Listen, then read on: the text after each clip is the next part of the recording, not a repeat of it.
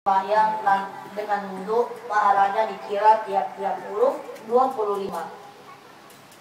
Dan siapa yang membaca Al-Quran di luar sembahyang tanpa wudhu, yakni untuk wirid atau doa, pahalanya dikira tiap-tiap huruf 10.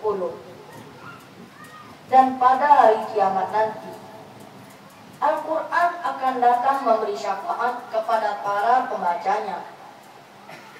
Sebagaimana Rasulullah menyebutkan dalam sebuah hadis, Iqra'ul Quran fa innahu ya'ti yaumal qiyamati syafi'an la sabit.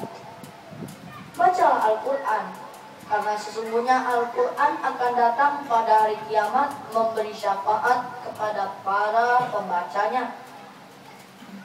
Di saat orang lain ketakutan, Al-Quran datang menghibur. Di saat orang lain kepanasan, Al-Quran datang memberi naungan. Dikala kebanyakan orang lain kelaparan dan kehausan, Al-Quran datang membawa makanan dan minuman. Di saat kebanyakan orang lain kesempitan dan kesusahan, Al-Quran datang membawa kelapangan dan kemudahan. Tapi alangkah ruginya orang-orang yang tak membaca Al-Quran dan selalu beralasan tak punya masa untuk membaca Al-Quran. Buku-buku lain dibaca, tapi Al-Quran tak dibaca. Rugi. Hari-hari dengan musik, tapi Al-Quran tak dibaca. Rugi. Sibuk berniaga, tak sempat baca Al-Quran. Rugi. Pandai ilmu-ilmu akademik tapi tak pandai baca Al-Quran. Rugi. Tahu internet, pandai main Facebook tapi tak pandai baca Al-Quran. Rugi. Pandai menyanyi, joget-joget, karaoke tapi tak pandai membaca Al-Quran. Rugi. Tahu membaca Al-Quran tapi tak nak membaca Al-Quran. Rugi. Dan yang lebih teruk lagi, tak tahu membaca Al-Quran dan tak nak belajar membaca Al-Quran. Sungguh rugi. Agar jangan rugi, kita baca Al-Quran. Kita baca dan terus baca. Di rumah kita baca Al-Quran, di kedai kita baca Al-Quran, dalam perjalanan kita baca Al-Quran. Agar hidup kita berkah, agar rumah tangga dan semua keluarga kita selamat, agar masyarakat dan negara kita terhindar dari bencana dan malapetaka. Marilah kita baca Al-Quran.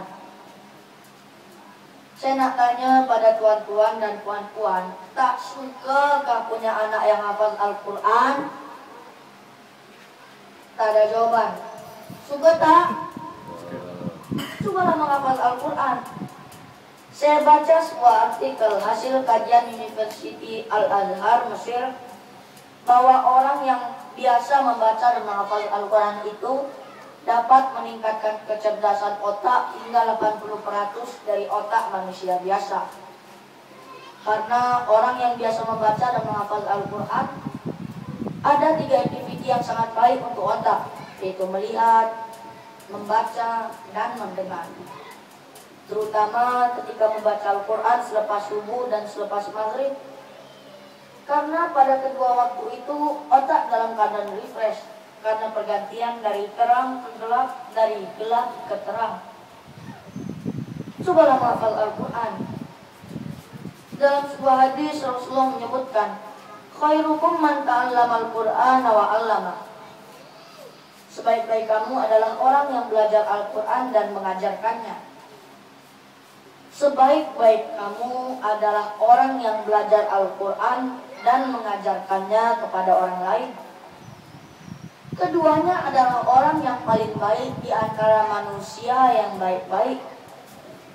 Kalau ada orang yang baik, yang paling baik adalah orang yang belajar Al-Quran dan mengajarkannya kepada orang lain. Tuan-tuan, puan-puan, kaum muslimin dan muslimat rahimakumullah. Menghafal Al-Quran itu sebenarnya mudah. Kalau terasa susah, sebenarnya bukan susah, hanya karena kita belum jumpa rahasianya saja. Cobalah menghafal Al-Quran. Kalau satu hari kita boleh menghafal satu muka surah, maka kita hanya memerlukan masa selama 604 hari, atau kira-kira 2 tahun untuk mengkhatamkan 30 juzuk. Malah di mata Hafiz Darul Hufaz, ada pelajar yang mampu mengkhatamkan 30 juzuk dalam masa 10 bulan saja. Jadi 2 tahun itu kira normal lah. Kalau mula menghafal umur 8 tahun, maka insya Allah umur 10 tahun hafizlah. Dan kalau ada orang tua saya yang mula menghafaz umur 60 tahun, maka umur 62 tahun hafizlah. Kalau tak hafiz, habis. Coba menghafal Al-Quran. Ini pesanan saya kepada orang tua saya, mak dan ayah. Tolong-tolonglah nasihat kami yang remaja dan muda usia ini. Tunjukkanlah contoh teladan yang baik di hadapan kami, agar kami jadikan ikutan. Kalau ayah tak nak tengok kami buat kerja tak baik, jangan ayah tunjuk kerja tak baik depan kami. Kalau ayah tak suka kami merokok, jangan ayah merokok. Kalau ayah suka kami sholat, ayah kenalah sholat juga. Kalau emak tak suka anak gadis remajanya bergaul bebas, emak kena tegur anak gadis tuh. Jangan biarkan mereka keluar malam. Jangan biarkan mereka mendedah aurat ya mak. Betul ya, betul mak. Kalau nanti kami anak-anak ayah dan emak masuk neraka, kami akan protes di hadapan Allah. Kami akan kata kepada Allah, ya Allah, benar kami salah, benar kami melakukan dosa, benar kami tak puasa, benar kami tak sembahyang, benar ya Allah. Tapi ya Allah, karena orang tua kami tak ajar kami, tak suruh kami, mak dan ayah kami biarkan kami bergelumang dalam maksiat. Maka demi keadilan-Mu ya Allah, heratlah bersama kami emak dan ayah kami. Masukkanlah mereka juga ke dalam neraka. Wali'audzubillah. Macam mana tuh ya? Padahal ayahnya seorang ustaz, dah ke Mekah 7 kali. Ibunya seorang ustazah yang pandai mengaji.